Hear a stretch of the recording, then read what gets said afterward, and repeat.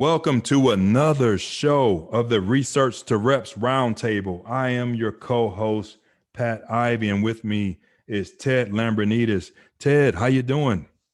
I'm doing outstanding, Pat. Oh, that's Excited great. about our guest today. Oh, that's great. Why don't we get right into it? Tell us who he is. I'd like to introduce Dr. Reuben Burch. I met Reuben several years ago when I was visiting Mississippi State. He's a professor there in the engineering department and started the athlete engineering program at Mississippi State. And he has a great background, not only as an athlete, but as an engineer. And so a lot of the research they're doing there, and first, I'll let Reuben talk about it, but he has a unique perspective as being, both an athlete and an engineer. And I think the stuff that they're doing at Mississippi State is quite exciting from an engineering perspective and also from a collaboration standpoint with their athletic department. So at this time, Reuben, will let you give a little bit of background on yourself and, things that you're doing there at Mississippi State. Thanks, Ted. Thanks, Pat. Really appreciate you guys having me on today. So my name's Reuben Burch. I'm much better at the engineering side than I was at the athletic side, so it's probably good I stuck with that one. But I'm an assistant professor in industrial and system engineering. I'm also our associate director for human factors and athlete engineering at the Center for Advanced Vehicular Systems, which is a research center out of Mississippi State. And we started the athlete engineering research program back in January 2017. We had 15 people across campus. So we had, engineers, engineering faculty, kinesiology, obviously probably more the research group associated working with sports. But we also had a lot of the strength conditioning coaches, and there was 15 of us, and we found $2,500 to kick this program off. And fast forward a little over 4 years, and on any given semester, we may have about 90 people across campus doing research with us, and we've since been awarded a little over $2 million in grants. So we're a team where we're multiple research centers, multiple engineering disciplines, kinesiology, sociology, psychology, and our strength conditioning coach and athletic training staff are just as much a part of our research team as the faculty. So pretty interdisciplinary group. That's pretty amazing. Go ahead, Reuben, when we talk about wearables and sports, from an engineering and technical standpoint, why don't you explain to the listeners the different categories of wearables, and also in terms of research you've done in terms of validity and reliability research of various wearables out there in the marketplace. Yeah, absolutely. So there's really three main types of wearable tech. The one that you guys are most familiar with and your audience would be is the performance monitoring wearable. Your Kinexons, your catapults, your strives, your all the different types of wearables used to monitor athlete performance and game performance. But there's also work performing wearables. So I came from the industrial space for about 14 years. And so you've got things like ring scanners, augmented and virtual reality, pick to light, pick to voice, things that you might find in a logistics facility. And now you have the kind of the contact tracing, thanks to COVID. So you have the proximity detecting wearables, like Kinexon repurposed one of their products to do contact tracing. So those are kind of the three spaces we work in. We've won some grants with the National Science Foundation to build our own wearable tech using a unique type of sensor. So most wearables that people in this space would be familiar with have what's called an IMU, an inertial measurement unit. And it captures acceleration, it's got a gyroscope, the rotation, stuff like that. But they can be very inconsistent. These types of devices can have what's called drift, IMU drift. For example, there was one football practice where we got the data that reported one lineman had reportedly run 10 miles. So obviously that was not correct. We're pretty sure that's not what happened. We've never seen that before. But so it's an issue with that wearable that day. It starts to creep into the trust factor. how much did I just spend per season? And then I see data like this, which I know isn't right. So it makes me question, is any of it right? And how close is it? So we found some other sensor types that were designed for robotic exoskeletons, and they're called stretch sensors. And they're, you just stretch them. And the more you stretch them, it changes the output. So they output either resistive or capacitive values. So they're very linear, which means remember, I'm an engineer, so I may say some kinesiology things and I may be wrong, but I blame it on being an engineer. But so what kinesiology teaches us is that regardless of what gender we are or what size we are, we have common bony landmarks. So regardless of our anthropometries, like how big our foot is, our bone placements are the same. And so what most of the research we do is if you place those stretch sensors among common bony landmarks, we can recreate the accuracy of motion capture, but just by embedding sensors into normal clothing like socks or, shorts. So that's one of our big research projects now. Now, I like to quote Thomas Edison here. Thomas Edison, he invented the light bulb, obviously, but he also invented 10,000 ways not to build a light bulb. And so I like to say that our team is in the process of learning 10,000 ways not to build a wearable, which means we have to build all of our own tools in-house for validity, reliability, all those types of testing. So one thing we are very good at is testing everyone else's wearable because of the toolkit we had to design to test ours. And so it's we get a lot of wearable companies approach us about testing their gear. We get a lot of sports teams approach us about testing other people's gear to determine if it's a good investment. So that's kind of a little bit of a high level of what we're building, plus what we try to do in our human performance lab. Reuben, I'm fascinated by the athlete engineering project and how you were able to collaborate with athletics and get the buy-in, being on campus, dealing with stats, knowing that there is this sort of closed, secret society of athletics of not wanting to let the data get outside of athletics. I'm fascinated by that. So what's the secret? Well, there is a secret sauce for sure. I would like to say Mississippi State historically has always been a leader on the health and safety front. And so they're always doing stuff out front, maybe more so than other schools. And they're not always the best about taking the credit for it. They're more interested in just keeping the student athlete safe. And so when there's an opportunity to at least talk about what does improved safety look like, what does that look like? The staff there is always open to the discussion. The difference is while I'm wearing my professor and faculty hat now, I can relate to what it was like to be a student athlete. I also was in industry for a long time, so I understand the not just the safety concerns, but the personal identification concerns that people could have. So we call it being multilingual. We can speak the language of academia, but we can speak the language of sports and of industry. And so we're not coming at you trying to tell you how smart we are like a professor, and then only proposing research that matters to academia.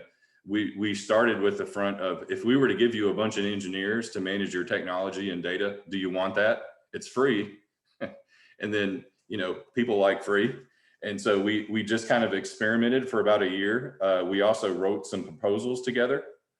And the biggest foundation for our team, before we did anything of significance, we got funded for a grant to go around the country and interview strength and conditioning coaches and athletic trainers from like Power 5 and professional sports teams to just sit down and ask, what do you like about wearable and performance tech? What do you not like? We have the one question, assume it's magic and free, meaning that it doesn't matter if it's impossible or what it costs. What is the one piece of data you would want most? Out of all the data available to you now, what would you want? And so we're able to learn those lessons. And then when we go back home to talk to our strength and conditioning coaches, we're like, we hear this is your main problem. They're like, yeah, that's exactly what it is. And so we focused on what their problems were versus an interesting science project. I like to try to teach my students, there's enough real problems in the world that we don't have to go hunting to invent more. We could probably just talk with real people and try to solve the problems of yesterday. And we can't take 10 years to solve it. You know, we can't go down the path of a 10-year strategy to solve a problem that exists today. Reuben, with regard to what you just mentioned, that project you did to interview the strength coaches, for the listeners that are interested in, looking over that document, where should they query in their Scholar Google search? It's if you go to Google Scholar and you could just, I forget what the long title is, but if you search for 113 strength and conditioning coaches, that's in the title. There's not going to be too many papers that specifically reference 113 of them. And so you'll be able to find that pretty quick. Or if you want to reach out to me, I'd be happy to send you a copy of that. That's no problem. Now, I know you were talking about, you've got an upcoming paper that will be published in conjunction with Anthony Paroli from the Tampa Bay Buccaneers with regard to some of their COVID protocols over this past year. Could you discuss that a little bit? Yeah, absolutely. So my hat's off to Paroli. You know, he was at State around the time when I think maybe a year or so after I came back to academia. And so he was instrumental in helping us get athlete engineering kicked off the ground, because, you know, our football team was generating about 1.2 million rows of data per practice. And so it needed a small group of people to effectively manage what that data was telling the strength and conditioning staff. So that was a really important lesson. You've got all these strength and conditioning coaches who have multiple degrees and can do the work and know what they're looking for, but they also still have the day job of being a strength coach and don't necessarily have the time to moonlight as a data scientist. And so working with him was an excellent partnership. So he left, obviously went down to Tampa Bay. They had a pretty successful year this year, and working with him and Gregory Skaggs, their head athletic trainer, we've been communicating throughout the season. We talked like right when the COVID pandemic hit. We're trying to learn, what does this mean for NFL? Can you explain to us what you've learned so maybe we could take it back and share it with our sports teams? And they were able to have an extremely effective messaging campaign about the importance of following the protocols. And there was an example that happened very early in the season that basically enlightened the coach to how important it was to do it. And it brought the coaches in immediately, which once your head coach is on board, that helps create that culture for why it needs to be important for everybody else, as opposed to just saying what the rules are. It's believing in that the rules are important. And they ended up with only 4 infections over the course of the whole season. And they brought in experts who, in previous versions of the coronavirus, to kind of share with them what had happened. And then, of course, there was the option to do virtual training. From what I understand, not all the teams took part in it. Paroli took it and ran with it. And so this paper that we're currently writing, we're going to submit. And the hope is that there's messaging here that in the event anything like this ever happens again, heaven forbid, or just from the industrial perspective, you know, there were so many industrial facilities that really struggled with messaging and getting people bought in. But everybody loves sports. Most people in the US know what the Super Bowl is and how hard it is to get there. And so there's a critical lesson on the importance of buy-in and messaging that we're trying to package here from what both Paroli and Greg did, and then share it with everybody. Dr. Burch, do you consider what you do to be sports science? Why or why not? Oh man, probably the right answer is yes. And I get a lot of people that'll approach me and they'll be like, "Man, you're such a good data scientist or sports science." You know, I'm like, I'm an engineer. There are people on my team who are far better at the minutia of the data science piece and analyzing it. There are people on the team that are experts in artificial intelligence and machine learning and developing deep learning algorithms for the wearable we're building, or taking a season's worth of data and doing a cluster analysis. I'm smart enough to be able to show up and say words like that and it be mostly right.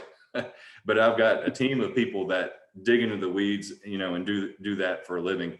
I would say my role now, because the team has gotten large enough, I'm probably more of the liaison. I'm the most multilingual on the team in terms of being able to connect the different dots, whether it's industry or military or at risk or sports or what, academia. And so my job is to recognize what the problem is and connect it to the really smart people on my team, and just kind of keep them focused and pointed on that direction. So Yeah, yes. yeah, well, that's what I've been finding. Sometimes there's one idea of what a sports scientist is.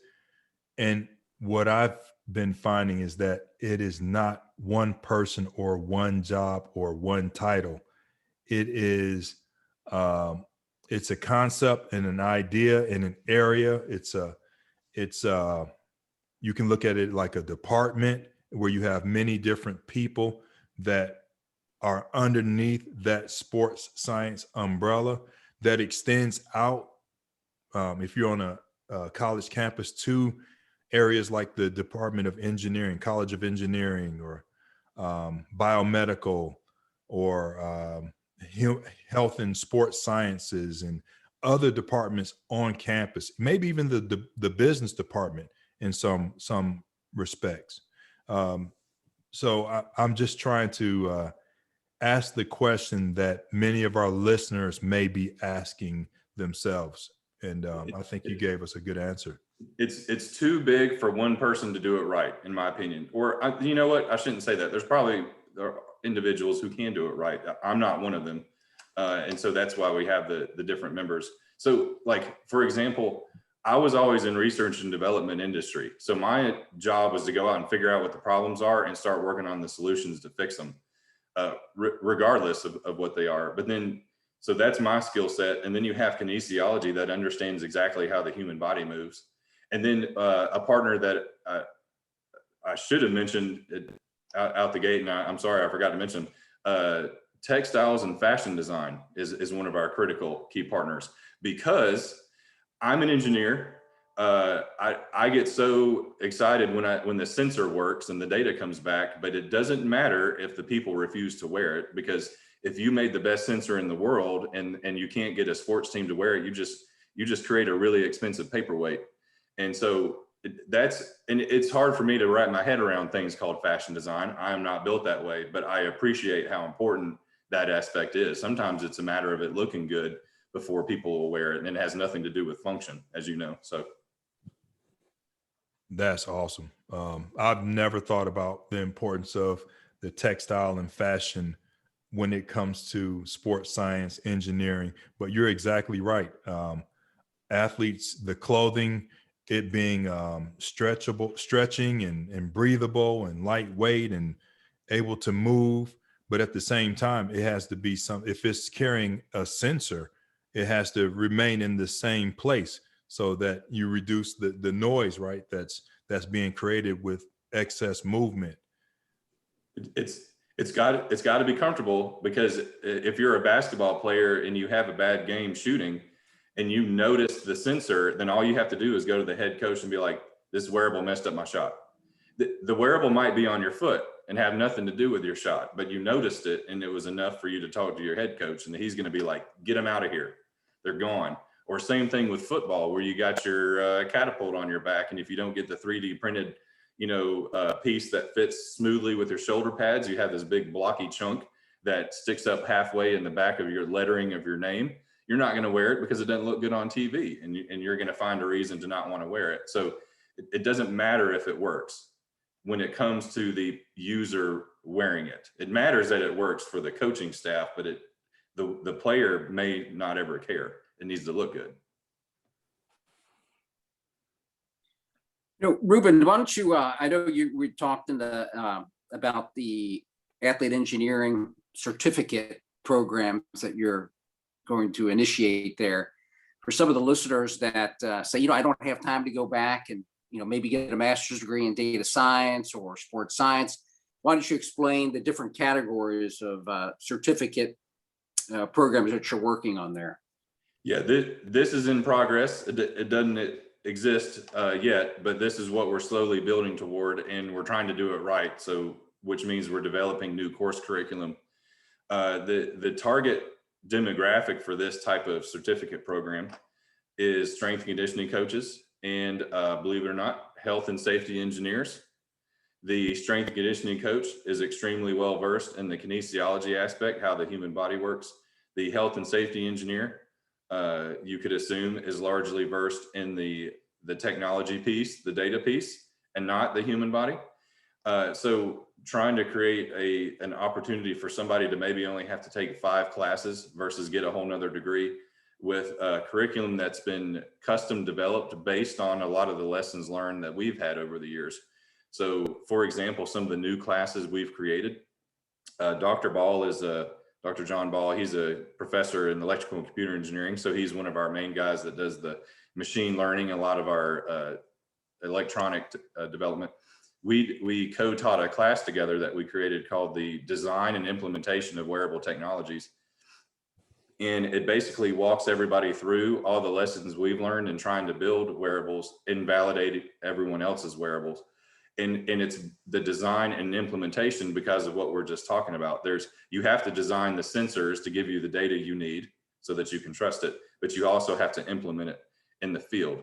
And whether it's sports, industry, military, at-risk type athlete personas, it's got to be able to work for both.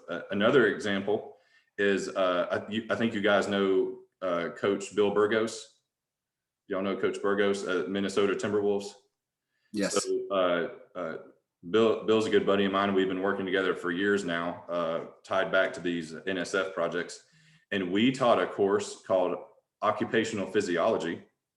And Bill would teach the material. He's about to be a PhD, and his degrees are in kinesiology and related fields. He teaches it from the sports strength coach perspective on what are these basic human movement, biomechanical, physiological principles. And he would teach on what that means to him as a strength coach. And when he would go work with the guys, from this team and training them, trying to mitigate injuries, bring them back from injuries. And then I would usually come back after the fact and say, all right, that was good for the people on the sports side, but this is what it means to health and safety engineers. You're not dealing with an elite athlete. You're dealing with a repetitive motion task, industrial athlete. And you're the engineer, and you're going to go out and you're going to do this task a few times, and you're like, what's the big deal? And you're going to go back up to your office, never to think about it again. But this person who's doing the task, they may be doing it 1,000 times per day. So how do you mitigate their risk, and how do you apply what Bill just talked about to the engineer side? Another course that we're going to create in the spring is a patent and intellectual property course, because so much is new in the world. Whenever you have a new idea for a wearable, chances are no one's done it before.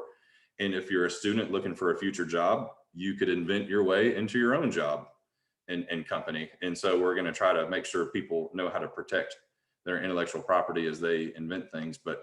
And then there's other courses like cognitive engineering, which is the study of how people make decisions. There's macroergonomics, which is the study of corporate and team culture. Those are all courses that, whether you're the strength and conditioning coach or the health and safety engineer, you probably didn't have an opportunity to take. And they're taught in an interdisciplinary fashion, because in the real world, industrial engineers are not isolated, meaning that they work with other engineers and other people, like business. Electrical engineers aren't isolated. They have to work with real people, giving them real requirements. The kinesiology side, sometimes maybe they are isolated, and this gives them an opportunity to learn take some engineering courses without having to go back and get a degree. So it's a work in progress. Ted and I have been talking about this for a couple of years. We've got a few more professional sports coaches that want to be adjunct teachers for us, like Bill was. And I think that's going to be the key to creating a successful certificate program. We have to have enough course offerings so that people have options versus being forced to go down a singular path that kind of defeats the purpose. And so as we generate more courses, once we have 2 offerings per semester that we can provide, then I think we'll have enough to be able to officially kick off what we would want to call the athlete engineering certificate program. I think that's awesome. I don't know where this was 20 plus years ago, but I would have, this would have had me sold. I thought I wanted to be an engineer, and I tried that my first year in college and just realized it just wasn't very much of a fit. And but everything that you are discussing, it goes to show why a person that I met this past weekend, Coach Stephanie Mock, spoke so highly of the athlete engineering program. I met her at Summer Strong. She was one of the presenters, and she talked about everything that you all are doing at Mississippi State, and I can understand and see why. You all are, I would say, on the cutting edge as far as what I know. Ted, we've had a lot of guests here on this show, and I don't think anyone quite like Dr. Burch. Would you say?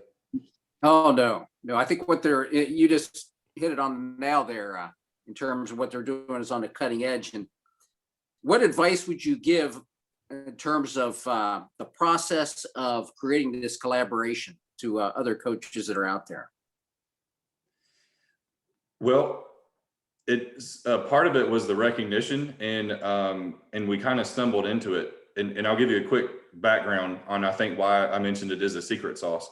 So a good friend of mine is Dave Bullwinkle. He works for the Bulls. He's one of their main scouts. He was a coach for a while on the West Coast. Really good friend. Met him in my industry days. He knows Coach Hallen, who's our men's basketball coach. And so I was telling about some of these ideas. He introduced me to Coach Hallen. Within 5 minutes of telling what I'm interested in, he goes, all this is really neat, but you know who you need to always talk to on sports teams is their strength coach, because the modern day strength coach is a scientist. And so we went down and we met with them, and then we're kind of off and running. So it was the academic side's recognition that we're always trying to talk to the wrong people. Everyone always wants to go to the head coach, and while the head coach may be interested, you know, they're managing a small company, for lack of a better term, right? They have a lot of other stuff they got to worry about. And when it comes to technology to give you data about human performance, that always falls within the strength and conditioning coach and the athletic trainer world. And so the advice for the coaching side is, and this is something Coach Mock and I were just talking about a week and a half ago in our office. You need to make sure that the academic people you partner with, that they're most interested in the health and safety piece, because in academia, it's so easy to get caught up in those science projects that may not provide value for what you need immediately for your team. I think anytime we try to help somebody, we generally don't ever ask for anything in return, because that's what grant money is for. You know, you tell me about an interesting project, I'll try to find grant money, and then we'll work on it together. And there's no expectation that you do anything for me. But after we do enough projects together, they'll start to ask, all right, what research can we do that interests you on the academic side? And so we had to show that we're here to provide realistic solutions in real time that were actionable and not selfish. You know, because there probably is some mistrust, especially if anyone on the athletic side's ever been burned by anyone on the academic side, and which was the case in some of our stuff. So we had to cross those hurdles and let them know we really are here to try to help the health and safety decision makers. You know, what advice do you have? Because I know I've, dealt with several, college and pro departments with regard to data collection and privacy. And you'll have some of the legal partners within athletic departments say, well, what are you doing with the data? Or we're not violating HIPAA violations. And is the data being used for research purposes? Can we keep anonymity with as part of the process? I'm sure you've run into that. What are some of your suggestions? So my suggestions are that at no point in the data should a person's name be associated with it if you expect to use that data for research purposes with the academic side. And it's a gray area. You know, a lot of these wearable companies host all of your data for you. And then many of them even use your data to make their product better. They don't necessarily need the name of the athlete to make it better, but they probably need position and, things like that. So could you probably go and figure out who that person was with enough data? Possibly. I won't speak to that because I don't know enough on that side, but the recommendation for our people, and we're working with the football team now to help them set up a process, and we're being super engineering about it, kind of gamifying and automating the process. You know how many units you have of technology, and you know exactly what players you're going to put it on. You need to basically map out what tech goes to what player. You personally will know what the number on the device, what name that player that associates with. We don't have to ever know that information.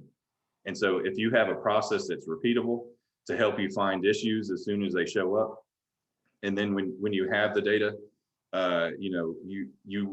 you should direct the academic people to what problems you want them to solve, because we could go off in 10,000 rabbit holes because we're nerds and we can't help it. You have 5 specific pieces of information that you need to know. So we need to find those answers to to those questions you have first, and then we can go down the more interesting paths later. But it's have a game plan for how you're going to manage your tech. It's almost like an equipment issue room manager for an industrial facility who has to hand out ruggedized handhelds or personal protective equipment. It's no different than that. You need to have a process in place that's documented. And then you need to know what device goes with which player, but we should never need to know. And then you need to specifically tell us what problems you want us to solve first, so that we can build out reporting for you, or we can do the analysis on the thing you care about the most. If you don't know what you want yet, and that's okay, then get in your network and figure out what maybe you should have, or ask the kinesiologists who are most familiar with human performance what piece of data would be most helpful for them for assessment. How do you go about the IRB process and de-identifying information so that you can do the research? Can you first of all explain what the IRB process is to our listeners, and then how do you go about navigating that? Definitely. So IRB stands for Institutional Review Board. Every university should have one because it basically manages the dealing with human test subjects. And human test subjects sounds like a sci-fi movie, but really anytime you're collecting data from a person, which could include a survey or a focus group, very non-invasive things, that still requires IRB approval. And there's a board that services the IRB that reviews every single study that comes through to make sure you're never putting anyone at risk. Or in the event that risk has to occur to do the study, it's going to be vetted by a lot of people to make sure you're not going to hurt the person and you're going to get the data that you need.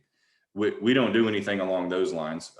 Most of our stuff is wearable related, but if we're going to do a study, meaning that this study is outside of what the sports team would have done normally, we have to write out what's called a research protocol. And it very clearly defines every single step of how are we going to recruit student athlete participants so that they don't feel coerced and they have to do it. When you're recruiting and they feel like they have to do it to appease the coach, then you're not doing it right. You're putting the person at risk. They should know that it's completely voluntary and they don't have to do it. They also should be able to fully understand what they're getting themselves into. They should be able to have a conversation with you, the researcher, or read the consent form and understand what they're getting into. They also need to understand that they can stop the study at any point that they want to, whether they're uncomfortable or just don't want to do it. And the researchers have to be okay with that.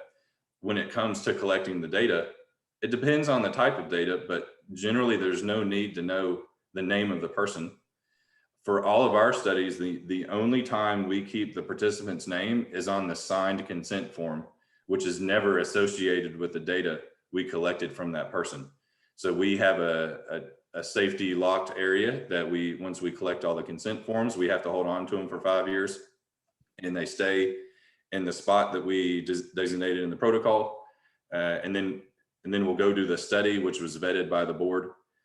So that's one way. Back in late 2017, I think that's the year, I think it was 2017, not 2018. IRB changed the rules that if you already had data that was collected on anybody, and in this case, we'll speak to student athletes or professional athletes. If the sports organization already collected the data, and the data was collected based on normal things you'd have done anyway, like wearing a catapult in a football practice, you collected the data for sports performance purposes to do your job as a sports team. As long as that data is de-identified, which means it's not associated with the player that the device was worn on, you can use that data in studies that were above and beyond what the data was collected for. Now, to be safe, and I would recommend this, is you always put in an IRB protocol request form for review, even if they come back and say, we don't have to review it because it falls under that new statute. But we like to have the paper trail that says, we asked you to review it, you said we're fine, well, now we know for sure that we're fine.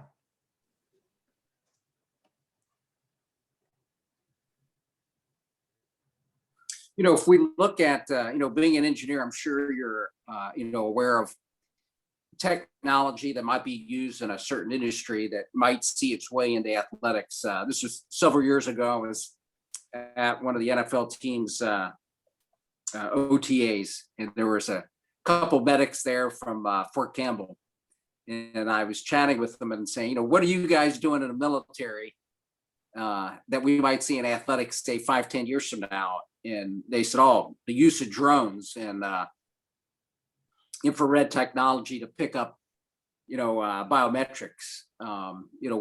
From your research or in studying other research technologies out there, what might athletics see, in the next 5-10 years that, might be, useful?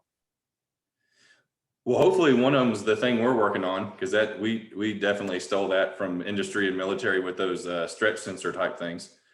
But drones is a good one so that you can get a lot of different angles, as the NFL continues to study helmets and impacts, getting that 360-degree view so that you can fully understand head rotation when an impact occurs. I see a drone being a great mechanism to be completely non-invasive to view that.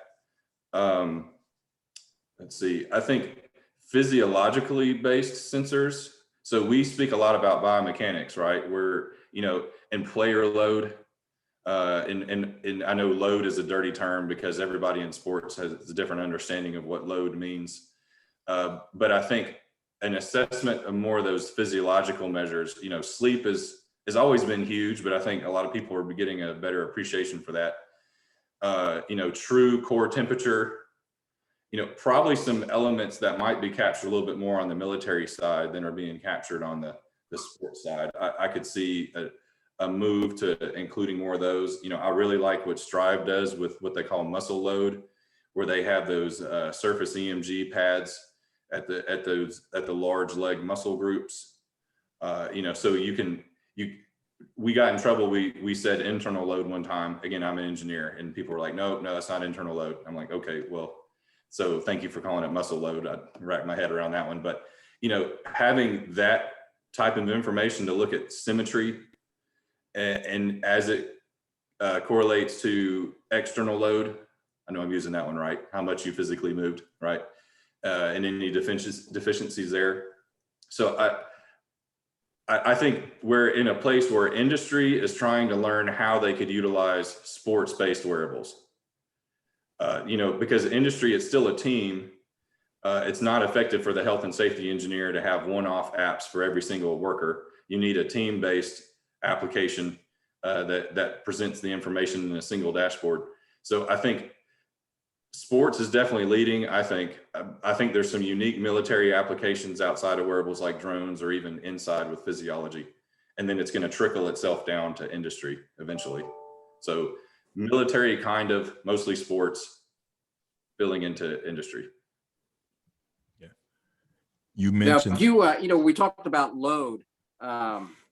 I know a lot of times, you talk about internal, external muscle load, but I think the one area in terms of putting different algorithms into how to assess how much of a demand that was on the athlete was environmental load.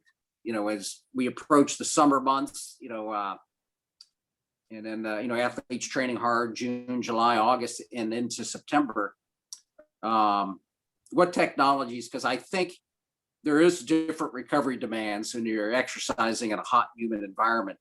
What technologies out there would you recommend that would give the coach some good ideas in terms of managing an environmental load on the athlete? Well, here you went and you found the one exception, I guess, based on my little visual of how it leads to the other. So in the firefighting world and in the industrial world, where you have workers who have to wear like a heat protective suit, if they're going to be in a very hot environment, like a steel mill, melting metals, or even a tire plant, where you're putting on the suit to protect you from the heat, but the suit itself is super hot. And so a lot of companies and even firefighters are starting to look at that temperature sensor, where it would actually, be maybe even more of something that sits on your skin to try to get you a little bit closer to what's that internal core temperature. And so that when you reach a certain threshold, let's go ahead and pull you out. And so from a sports perspective, like for football, especially here in Mississippi, when August hits and you're doing your training camp outside, and you're wearing a lot of pads, heat is a risk. Keeping people hydrated will always be the most important thing you can focus on. Having a temperature sensor chip may be helpful. You run the risk there, though. Everybody's built different. Some people just might be able to run hotter longer, and they're fine with it, versus other people. You also do run a risk when you constantly monitor something like that, and you made a judgment call not to pull someone, and then it ended up being an issue. Well, now you're liable. You're trying to make the best judgment with the extra data. You're almost better to not have the extra data live and to go back and view it later. So I see that as being maybe one way to evolve into the sports side. You mentioned player load. What is player load to an engineer or to you?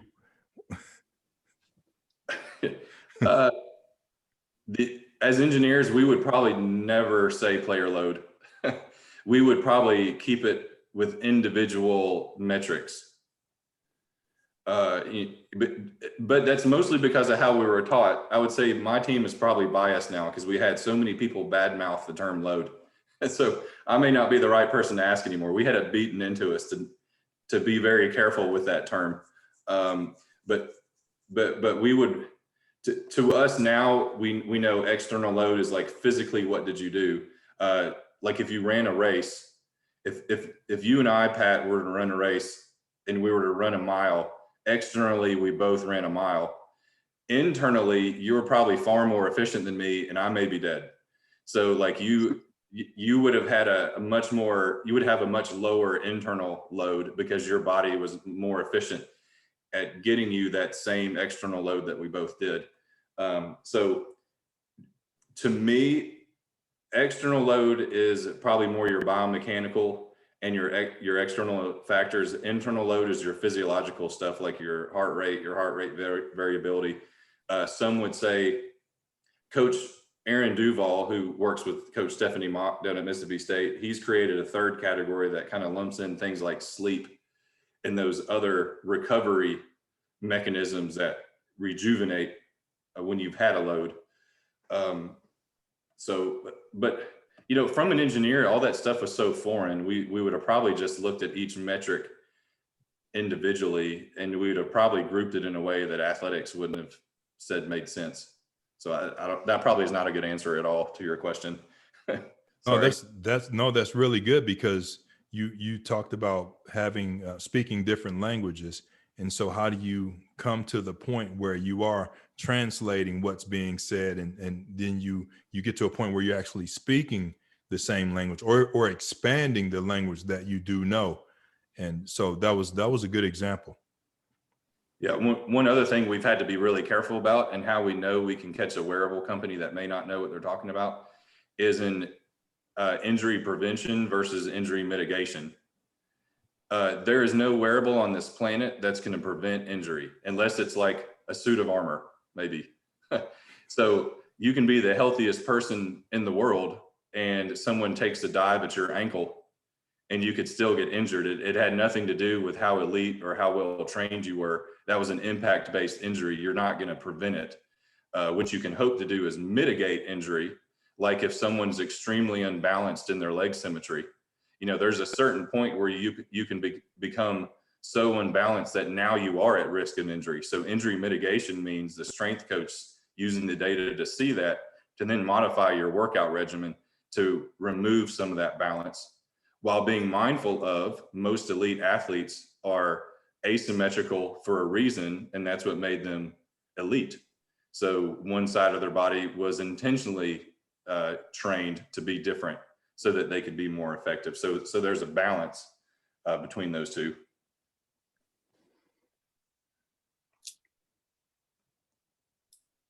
Reuben, for some of our listeners out there, what books would you recommend, or that you're currently reading, that you would recommend to the listeners that would give them greater insights on some of the topics that have been discussed today?